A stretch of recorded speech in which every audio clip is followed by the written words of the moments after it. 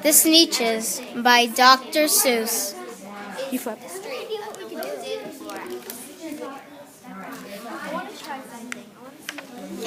Now, the star-belly Sneetches had bellies with stars. The plain-belly Sneetches had none upon theirs. Those stars weren't so big, they were really so small, and such a thing wouldn't matter at all. But because they had stars, all the star-belly Sneetches would brag, "We're the best kind of Sneetch on the beaches." With their snoots in the air, they would sniff and they'd snort. "We'll have nothing to do with that plain belly sort."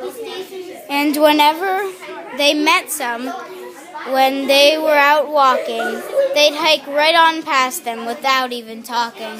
When the star-belly children went out to play ball, could a plain belly get in the game? Not at all. You could only play if you had bellies had stars, and the plain belly children had none upon theirs.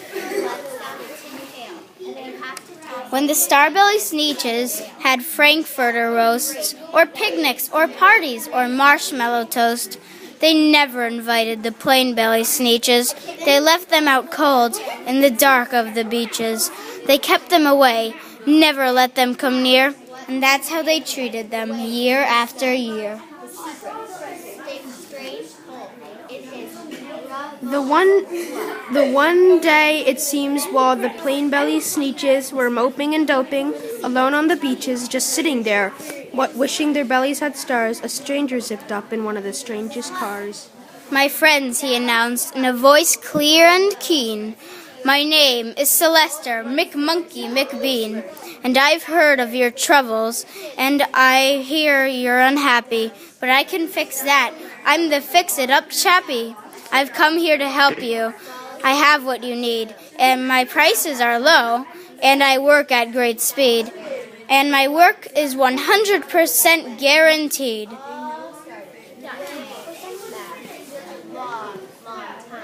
Then quickly, Sylvester McMonkey McBean put together a peculiar machine, and he said, "You want stars like Starbelly Sneetch and my friends, you can have them for $3 each.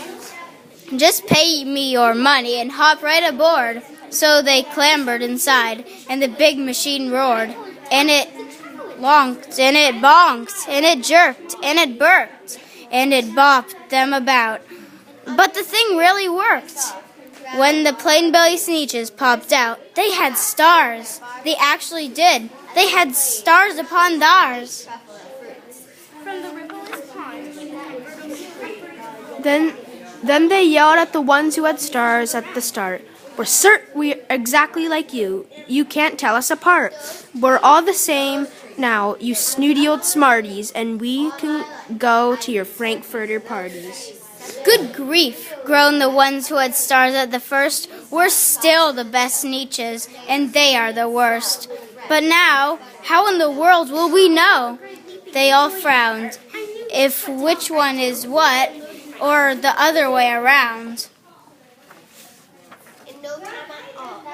Then up came McBean with a very sly wink, and he said, "Things are not quite as bad as you think.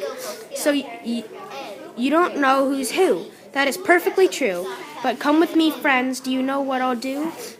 I'll make you again the best Sneetches on beaches, and it will cost you is $10 each."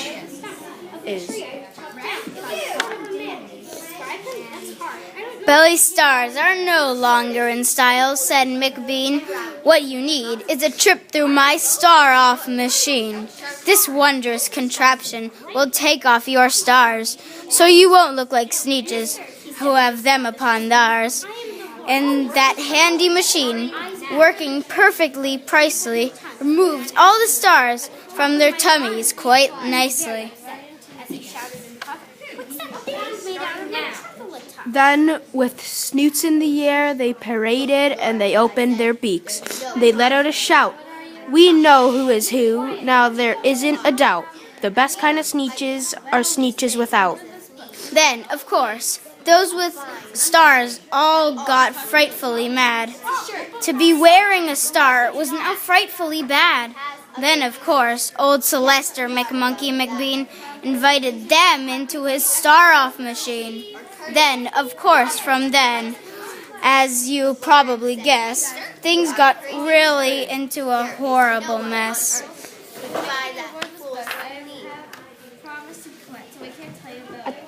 All the rest of the day, on those wild screaming beaches, the fix-it-up chappie kept fixing up Sneetches. Off again, on again, in again, out again. Through the machines they raced round and about again.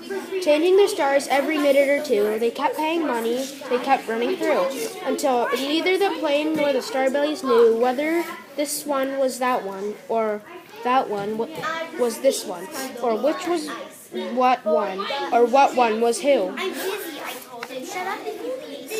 Then, when last cent of their money was spent, the fix-it-up chappie packed up and he went, and he laughed as he drove in his car up the beach. They will never learn, no, you can't teach a Sneetch. McBean was quite wrong. I'm quite happy to say that the Sneetches got really quite smart on that day. The day they decided that Sneetches are Sneetches, and no kind of Sneetches best on the beaches. That day, all the Sneetches forgot about stars and whether they had won or not upon theirs. The end.